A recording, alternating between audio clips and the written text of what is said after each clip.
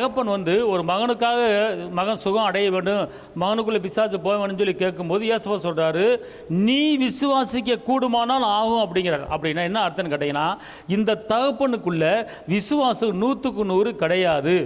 ஆனால் அந்த தகப்பன் என்ன சொல்கிறாரு, இயேசுவே என்னுடைய அவிவிசுவாசம் நீங்கும்படி உதவி செய்யும் அப்படிங்கிறார். ஏன்னா அப்போ விசுவாசம் வந்த பிற்பாடு தான் ஒரு அற்புதம் பண்ணுறாரு. பார்த்துக்கொள்ளுங்க, விசுவாசம் இல்லாமல் இயேசு அற்புதம் பண்ண முடியாது. அப்போ அதே போல் இன்றைக்கி நம்முடைய எத்தனையோ காரியங்களுக்கு நம்முடைய குடும்பங்களுக்கு ஜெபிக்கிறோம். ஏன் உடனுக்குடன் அற்புதம் நடக்கலை?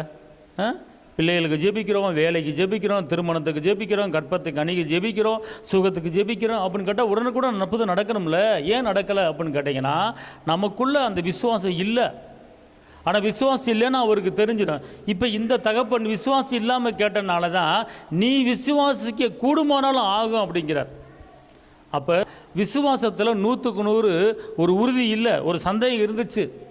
அதனால தான் இயேசுவா சொல்கிறார், நீ விசுவாசிக்க கூடுமானால் ஆகும் அப்படிங்கிறார். அப்போ அதே போல் இன்றைக்கி நம்முடைய காரியத்தில் எந்த காரியமாக இருந்தாலும் சரி, விசுவாசங்கிறது நமக்குள்ளே இருக்கணும். பார்த்துக்கொள்ளுங்க.